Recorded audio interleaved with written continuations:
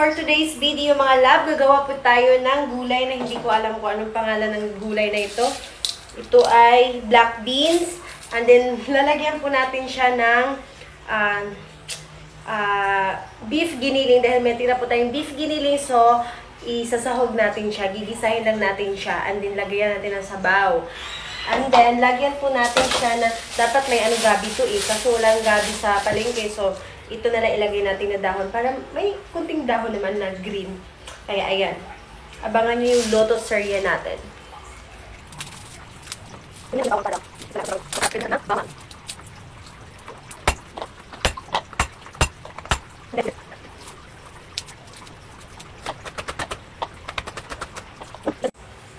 So, next natin gagawin is yung ano tawag nito? Alugbati or spinach. Yan. Gagawin natin.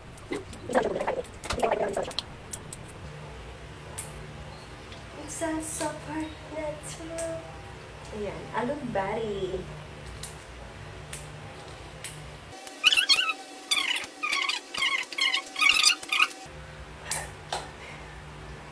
So, lilinisin na natin siya. Umpisa natin magluto.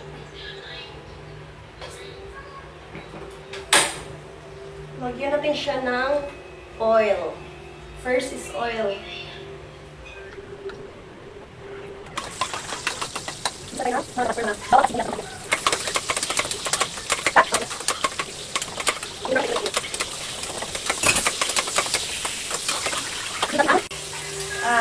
Karning baka na ginili.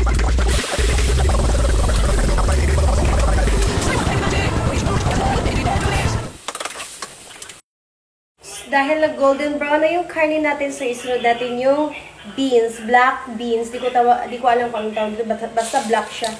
Munggo daw ito na black. Ito yata yun, basta yun na yun. Galing to kila Anton. Kaya ayun, lutuin natin. Sunod na natin siya.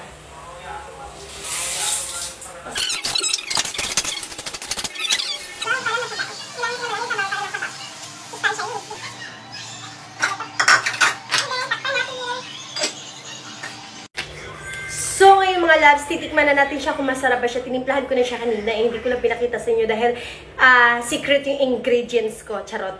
Ayan, titikman na natin.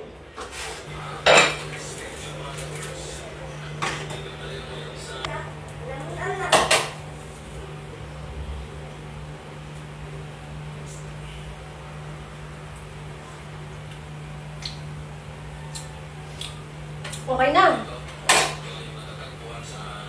Okay na, sarap! Sarap! Binilagyan natin siya nor cubes na beef din. So, dahil luto na siya at masarap na din siya, ayan, ilalagay na natin yung spinach. Ilalagay na natin spinach. So, luto na siya. Sulit siya!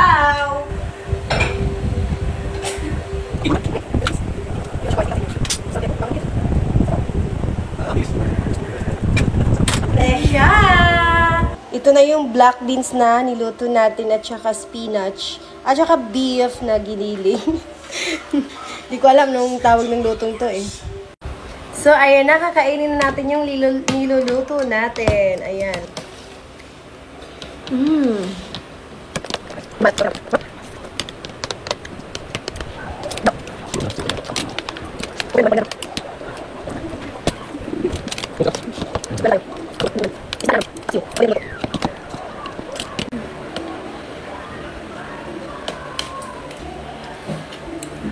Yummy!